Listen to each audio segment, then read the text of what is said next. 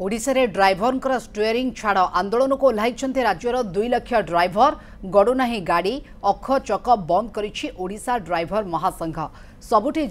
यात्री हंतसंत होउछंती यात्रियों बड़ प्रभाव पड़ी विभिन्न दाबी रे ड्राइवर महासंघर स्टीयरिंग छाड़ आंदोलन जोगु मुख्यतः प्रभावित होइछि बस सेवा विभिन्न स्थान में आंदोलनरत ड्राइवर पिकेटिंग करिसेंती घरे बस ट्रक मालिक संघ मध्य एहाको समर्थन करिछि फल साधारण जनता जीवन यात्रा प्रभावित होइछि। अन्यपटे आसंता काली देशव्यापी साधारण धर्मघट डाकरा देइछि श्रमिक संगठन सेबडे परिवहन मंत्री विभूति जेना कहिसेंती जे ड्राइवर संघ सहित आज आलोचना हेबो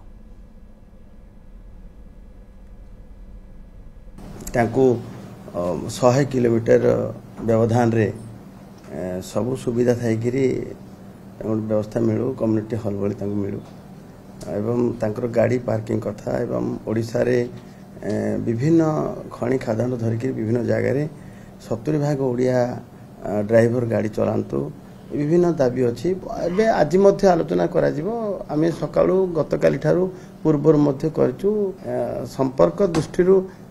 सरकार विरोध रे बा सरकार से विरोध रे नहीं आमे आलोचना करी ताकू